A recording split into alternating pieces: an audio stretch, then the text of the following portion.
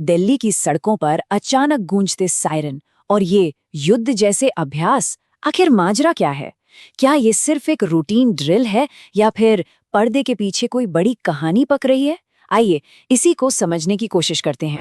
तो सवाल यही है कि भारत की राजधानी दिल्ली में अचानक ये सब क्यों हो रहा है? ये एक ऐसा सवाल है जो हाल की घटनाओं को देखकर शायद सबके मन में होगा। चलिए इसके जवाब ढूंढते हैं। तो सबसे पहले बात करते हैं उन घटनाओं की जो हमारी आंखों के ठीक सामने हैं, यानी दिल्ली में हुए ये मॉक ड्रिल्स। तो हुआ ये कि 2 अप्रैल को दिल्ली के 13 जिलों में अचानक सिविल डिफेंस की ड्रिल्स शुरू हो गईं। लेकिन सुनिए, ये कोई आम ड्रिल नहीं थी। ये खास तौर पर उन इलाकों में हुई जहां विदेशी डिप्लोमैट्स और बड़े सरकारी अधिकारी रहते हैं। तेज सायरन, लोगों को निकालने का अभ्यास, इन सब ने कहीं ना कहीं लोगों को उस बड़े मिलिट्री ऑपरेशन की याद दिला दी जिससे ठीक पहले भी कुछ ऐसी ही हलचल देखी गई थी। आज जो हो रहा है उसे समझने की चाबी असल में अतीत में छिपी है। तो चलिए एक बार याद करते हैं कि ये ऑपरेशन सिंदूर आखिर था क्या। ऑपरेशन सिंदूर ये मई 2025 में हुआ था और ये भारत का एक ऐसा मिलिट्री ऑपरेशन था जैसा पहले कभी नहीं हुआ। ये कोई बॉर्डर पर हुई छोटी मोटी कार्रवाई नहीं थी। भारतीय सेना ने पाकिस्तान के अंदर बहावलपुर और मुरीद के जैसे इलाकों में घुसकर आतंकी ठिकानों पर एक बड़ा जवाबी हमला किया था। सच कहें तो ये भारत की डिफेंस स्ट्रैटेजी में एक बहुत बड़ा शिफ्ट था। और इसकी वजह बिल्कुल साफ थी। 22 अप्रैल 2025 को पहलगाम में एक बड़ा आतंकी हमला हुआ और उसके ठीक बाद 7 मई को भारत ने जवाबी कार्रवाई करते हुए ऑपरेशन सिंदूर लॉन्च कर दिया। ये ऑपरेशन 3 दिनों तक चला, मतलब एक सीधी और साफ प्रतिक्रिया। चलिए अब वापस आज के वक्त में आते हैं और उन हालिया घटनाओं की कड़ियों को जोड़कर देखते हैं जो शायद एक बड़ी तस्वीर की तरफ इशारा कर रही हैं। पिछले कुछ महीनों पर अगर नजर डालें तो हमारी सिक्योरिटी एजेंसियां लगातार एक्शन में हैं। दिसंबर 2025 से लेके मार्च 2026 तक देश के अलग अलग कोनों में कई आतंकी मॉड्यूल का भंडाफोड़ हुआ है। राजस्थान से लेके बंगाल और तमिलनाडु तक ISI, अलकायदा और आइसिस से जुड़े दर्जनों लोग पकड़े गए। ये गिरफ्तारियां साफ बताती हैं कि पर्दे के पीछे कुछ बड़ा पक रहा था। और सोचिए, ठीक उसी दिन 2 अप्रैल को, जिस दिन दिल्ली में ड्रिल हो रही थी, रक्षा मंत्री राजनाथ सिंह का एक बेहद सख्त बयान आता है। उन्होंने साफ साफ कहा कि अगर किसी ने कोई दुस्साहस किया तो भारत की कार्रवाई अभूतपूर्व होगी, मतलब जैसी पहले कभी नहीं हुई, और वो निर्णायक होगी। अब ये टाइमिंग और ये शब्द महज एक संयोग तो नहीं लगते हैं ना। इसके साथ ही सरकार के सबसे ऊंचे लेवल पर भी हलचल तेज है। प्रधानमंत्री ने हाल के दिनों में कैबिनेट कमेटी ऑन सिक्योरिटी यानी CCS की कई बैठकें की हैं। खास तौर पर वेस्ट एशिया के हालात पर जो मीटिंग्स हुई हैं उनमें डिफेंस और होम मिनिस्टर्स की मौजूदगी इशारा करती है कि चर्चा सिर्फ डिप्लोमेसी तक ही सीमित नहीं है। और दिलचस्प बात यह है कि ये पैटर्न भी 2025 में ऑपरेशन सिंदूर से पहले हुई बैठकों से काफ़ी मिलता जुलता है।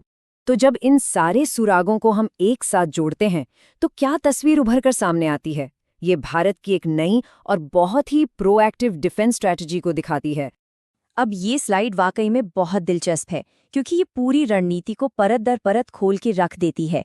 देखिए, पहला कदम, स्लीपर सेल को पकड़कर हमलों को होने से पहले ही नाकाम कर दो। दूसरा, अगर खुदा ना खास्ता कोई हमला हो जाता है तो ये मान लिया जाएगा कि इसके पीछे पाकिस्तान है।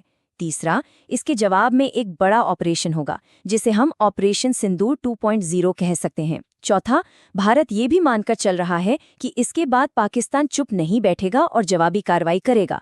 और पांचवां और सबसे अहम कदम, उसी संभावित जवाबी कार्रवाई के लिए राजधानी और बॉर्डर के इलाकों को आज से ही तैयार करना। और दिल्ली की ये ड्रिल्स वो इसी 5वें कदम का हिस्सा हैं। लेकिन ये कहानी सिर्फ एक तरफ की नहीं है। तनाव और तैयारियां ये सरहद के दोनों तरफ साफ दिखाई दे रही हैं। देखिए, एक तरफ भारत जैसलमेर जैसे बॉर्डर इलाकों में हाईटेक सायरन टेस्ट कर रहा है, मेंटेनेंस के नाम पर ज़रूरी एयरपोर्ट्स को बंद कर रहा है और मिलिट्री कमांडर लगातार फ्रंट पर जा रहे हैं। तो वहीं दूसरी तरफ पाकिस्तान भारत पर फॉल्स फ्लैग ऑपरेशन की साजिश रचने का आरोप लगा रहा है। उसके अधिकारी न्यूक्लियर धमकियां दे रहे हैं और नेवी के निगरानी विमान अरब सागर में गश्त बढ़ा रहे हैं। मतलब दोनों तरफ से गतिविधियां अपनी चरम पर हैं। पाकिस्तान का ये जो फॉल्स फ्लैग वाला दावा है वो काफ़ी गंभीर है। उनका कहना ये है कि भारत अपनी जेलों में बंद कैदियों का इस्तेमाल करके अपने ही देश में एक नकली हमला करवाएगा ताकि उसे पाकिस्तान पर हमला करने का एक बहाना मिल सके। ये दिखाता है कि भारत की तैयारियों को लेकर सीमा पार कितनी बेचैनी है। तो इन सब घटनाओं का सार क्या है?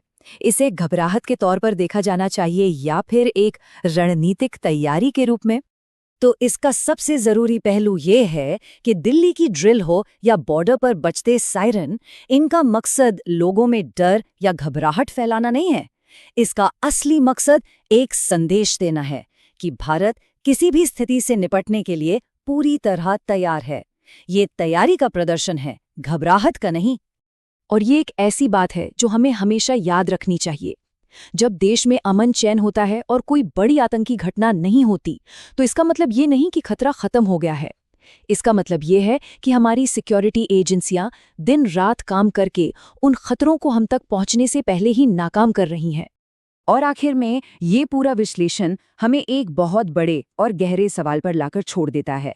एक ऐसे इलाके में जहां तनाव हमेशा बना रहता है, वहां राष्ट्रीय तैयारी और उकसावे के बीच की वो बारीक सी लकीर आखिर कहाँ है? इस पर सोचना वाकई जरूरी है। इस विश्लेषण में इतना ही। मिलते हैं अगली बार।